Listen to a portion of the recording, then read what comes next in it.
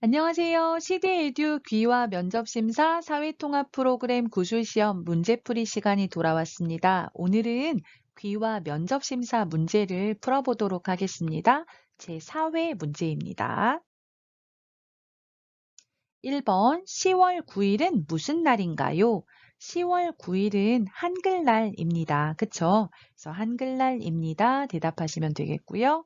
자, 한글날이 나왔으니까 우리가 여기에서 국경일 그리고 국가기념일을 한번 살펴보고 가도록 하겠습니다. 자, 한국에는 5개의 국경일이 있어요. 그래서 5대 국경일이라고 하는데요. 5대 국경일에는 여기 문제에 나온 한글날 있고요. 그 다음 3.1절, 제헌절, 광복절, 개천절이 있습니다. 현충일은 국경, 경은 축하하다, 경축해서 축하하다는 뜻이거든요. 그런데 현충일은 축하하는 날이 아니에요. 왜냐하면 6.25 전쟁 때 나라를 위해서 자신의 목숨을 바친 분들을 기리는 날, 기억하는 날이기 때문에 이 날은 축하하는 날은 아니고 국가에서 기념하는 날이에요. 그래서 국가 기념일이다. 이렇게 기억하시면 되겠습니다. 그래서 현충일에는 보면 태극기를 세로 길이만큼 아래로 내려달아서 슬픈 날이다. 조의를 표하죠. 그래서 조기 개양을 하거든요. 그래서 현충일은 경축일은 아니고요. 국경일은 아니고 국가 기념일이다. 이렇게 기억하시면 되겠습니다. 자, 그러면 5대 국경일을 한번 살펴볼까요? 자, 5대 국경이라면요. 첫 번째가 한글날인데요. 세종대왕이 훈민정음을 만든 것을 기념하는 날이고요. 두 번째는 3.1절입니다. 3월 1일이고요. 3.1절은 일본의 지배에 저항하여서 일어난 독립만세운동을 기념한 날입니다. 그리고 세 번째 국경일은 제헌절이에요. 7월 17일이고 대한민국 최초의 헌법이 제정된 것을 기념하는 날이에요.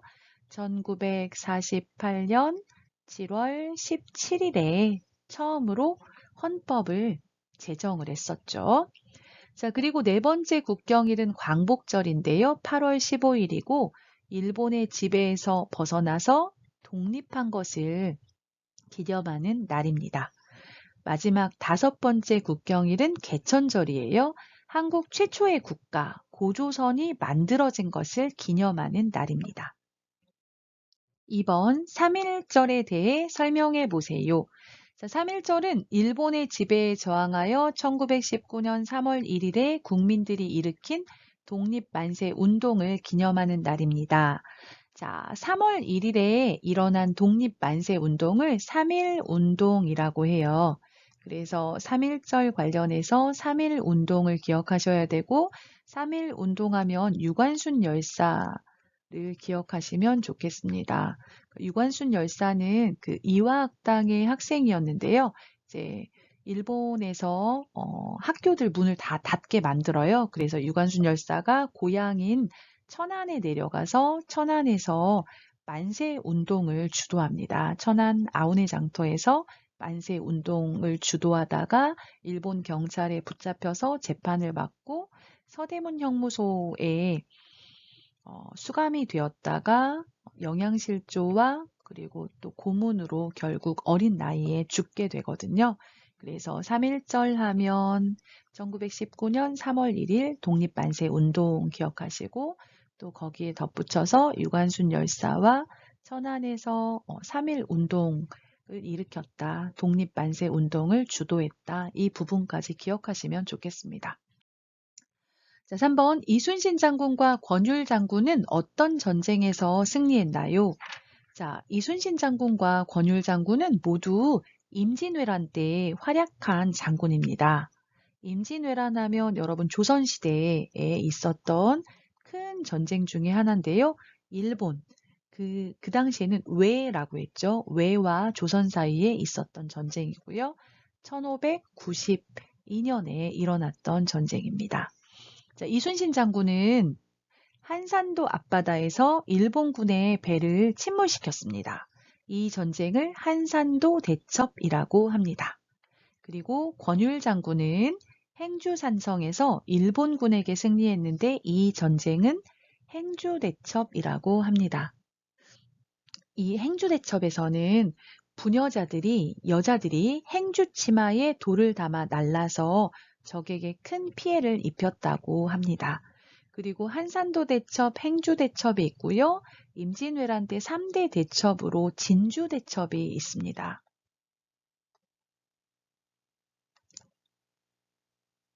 자, 진주 대첩은 임진왜란 때 진주에서 조선군과 일본군이 벌인 두 번의 전투를 말하는데요. 이 전투에서 김시민 장군이 이끄는 조선군이 전쟁을 승리로 이끌었다고 합니다. 그래서 김시민 장군의 진주 대첩, 이것도 같이 기억해 주시면 좋겠습니다. 4번 한글학회에서 활동한 주시경 선생의 업적은 무엇인가요? 여러분, 한글은 세종대왕이 처음 만들었을 때는 이름이 훈민정음이었어요. 백성을 가르치는 바른 소리다 해서 세종대왕이 이름을 훈민정음이라고 만들었었죠. 자, 주시경은 세종대왕이 만든 훈민정음의 명칭을 한글로 바꾸었습니다. 그리고 일제강점기에 우리말과 우리 글을 연구하여 한국 국민들에게 민족의식을 심어주고자 노력하였습니다. 그래서 주시경 선생은 훈민정음의 이름을 한글로 바꾸었다. 일제강점기에 한글 연구에 힘썼다. 이렇게 기억하시면 되겠습니다. 5번 국민이 국가의 주인이고 국민을 위한 정치가 이루어지는 제도는 무엇인가요? 자, 이것은 민주주의에 대한 설명이죠. 민주주의. 자, 민주주의는 국가의 주권, 주권이 뭐냐면 주인의 권리를 말합니다. 주인의 권리. 그래서 국가의 주인이 누구냐 하면 그것은 국민이다. 국민에게 있고 국민을 위해서 정치를 하는 제도를 말한다. 그러니까 민주주의는 국가의 주권이 국민에게 있고 국민을 위한 정치를 한다는 것을 말합니다. 자, 6번. 한국에서는 누구나 행복을 누릴 권리가 있나요? 있다면 그 근거는 무엇인가요? 행복을 누릴 권리, 우리가 행복 추구권이라고 말하는데요. 자, 한국에서는 누구나 행복을 누릴 권리가 있습니다. 국가 최고법인 헌법에 모든 국민은 인간으로서의 존엄과 가치를 가지며 행복을 추구할 권리가 있다라고 쓰여 있습니다. 자, 지금 헌법, 현행 헌법 제10조에 나와 있습니다. 그래서 현행 헌법 제10조를 보면 모든 국민은 인간으로서 존엄과 가치를 가지며 행복을 추구할 권리가 있다. 이렇게 써 있습니다. 자, 이 권리를 행복 추구권이라고 말합니다. 그래서 행복 추구권이 인간 누구에게나 있고요. 이건 헌법으로 보장하고 있습니다. 7번 국민의 일자리 환경을 좋게 만들기 위해 노력하는 기관은 어디일까요? 자, 일자리 환경하면 우리의 그 노동 환경을 생각하시면 되겠습니다. 직장과 관련이 있는 거죠. 우리가 일하는 환경을 위해서 노력하는 기관은 고용노동부입니다. 고용노동부는 행정부에 속한 기관으로서 근로자가 산업 현장에서 활기차게 일할 수 있도록 돕고 일자리 창출을 위해서 노력하는 일을 합니다. 일자리 창출은 뭐냐면요. 일자리를 새로 만들다 해서 일자리 만들기라고 생각하시면 되겠습니다. 8번 한국의 특별자치도는 어디인가요? 어디예요? 제주도죠. 제주도. 그래서 제주특별자치도입니다. 자, 제주도는 한국 영토의 가장 남쪽에 위치한 섬으로서 국제적인 관광도시로 발전시키기 위해서 2006년에 특별자치도로 지정을 하였습니다. 그래서 한국에서 다른 지역은 안 되지만 제주도는 무비자로, 비자 없이 무비자로 30일까지 입국이 가능합니다. 무비자 30일 입국이 가능하죠. 이거는 관광 산업을 발전시키기 위해서 특별히 제주도만 이렇게 할 수 있도록 했어요. 제주 특별자치도라는 의미입니다. 자, 9번. 금융실명제는 어떤 제도인가요? 금융거래를 할 때 다른 사람의 이름이 아니라 본인의 이름으로 금융거래를 해야 하는 것을 말합니다.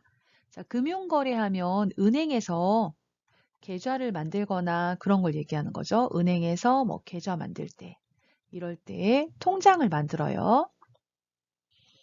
그때 내가 나의 이름으로 계좌를 만들어야 돼요. 다른 사람의 이름으로 만들 수가 없어요.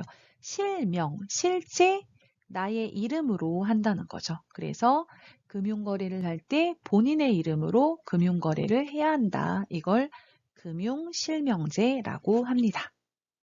10번 추석에 여자들이 한복을 입고 동그랗게 서서 돌며 뛰노는 전통놀이는 무엇인가요?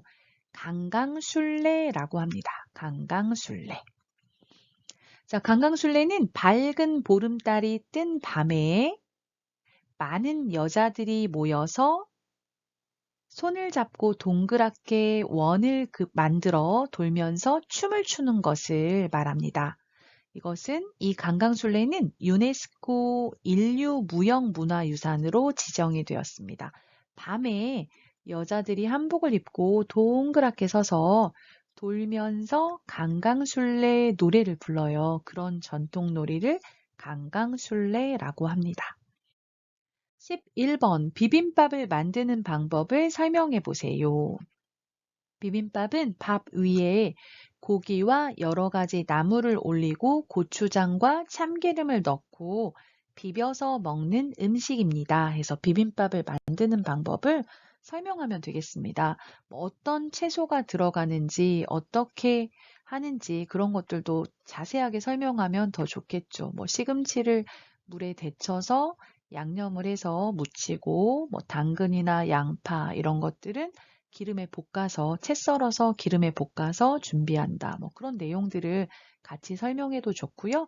이렇게 여기에 나온 것처럼 간단하게 설명하셔도 괜찮겠습니다. 12번 세계 5대 갯벌 중 하나로 다양한 철새를 볼 수 있는 인천광역시의 갯벌은 어디인가요? 세계에 좋은 갯벌 5곳이 있다고 해요. 그 중에 하나가 인천광역시에 있는 갯벌이라고 하는데요. 여기에는 다양한 철새가 날아온다고 합니다. 어떤 계절에만 왔다가 또 돌아가는 새들을 철새라고 합니다. 자, 어디예요? 강화도 갯벌이죠. 인천 강화도 갯벌입니다. 자, 세계 5대 갯벌 하면요. 유럽의 북해 갯벌, 아마존 하구 갯벌, 미국 동부 해안 갯벌, 캐나다 동부 해안 갯벌, 한국의 서해안 갯벌이 있습니다. 자, 이 중에 강화도 갯벌은 서남 해안의 갯벌 중 11.4%를 차지할 정도로 넓다고 합니다. 그래서 세계 5대 갯벌 중에 하나인 곳은 강화도 갯벌이다. 이렇게 대답하시면 되겠습니다. 13번 충청남도 공주와 부여에서 볼 수 있는 문화재에는 어떤 것이 있나요? 여러분 충청남도 공주 부여하면요. 이곳은 삼국시대 백제의 도읍지, 백제의 수도였어요. 그래서 백제와 관련된 문화재를 볼 수 있겠죠. 자, 공주와 부여에 가면 백제 시대의 문화재를 볼 수가 있습니다. 자, 공주에는 무령왕릉이 있고 부여에는 정림사지 5층 석탑이 있습니다. 자, 무령왕릉은 왕릉하면 왕의 무덤을 말해요. 왕의 무덤. 그래서 무령왕의 무덤을 말하는 거고요. 그리고 부여에는 정림사지 5층 석탑이 있습니다. 14번 남한과 북한의 분단을 상징하는 것에는 무엇이 있나요? 자, 남한과 북한이 나누어져 있어요. 분리되어 있어요. 분단된 것을 상징하는 것. 자, 두 가지가 있죠. 판문점과 휴전선입니다. 판문점은 정전협정이 이루어진 곳으로 경기도 파주에 위치한 비무장지대 공동경비구역을 말합니다. 자, 휴전선은 1953년 7월 27일 6.25 전쟁이 끝난 후 남한과 북한 사이에 만들어진 경계선을 말합니다. 그래서 판문점과 휴전선이 있다. 이렇게 기억하시면 되겠습니다. 15번 6.25 전쟁 때는 한국과 적대국이었지만 지금은 한국과 기술, 에너지, 자원 등 여러 부문에서 협력하고 있는 나라는 어디인가요? 자, 6.25 전쟁 때 한국과 적대국이었던 곳은 중국하고 러시아가 있어요. 그쵸? 근데 지금 한국과 기술, 에너지, 자원 여러 부분에서 협력, 서로 돕고 있는 나라는 어디인가요? 하면 러시아를 말합니다. 러시아입니다. 러시아는 6.25 전쟁 당시 북한을 지원했어요. 소련이었죠. 그때는 소련. 소련이 북한을 지원했었고요. 현재는 한국과 기술, 에너지, 자원 부분에서 서로 도움을 주고받으며 우호적인 관계를 유지하고 있습니다. 서로 잘 지내고 있다. 그런 얘기죠. 자, 이렇게 오늘은 사회 귀화 면접 심사 문제를 풀어보았습니다. 여러분 시험 준비에 도움이 되었다면 좋아요와 구독 눌러주는 거 잊지 마시고요.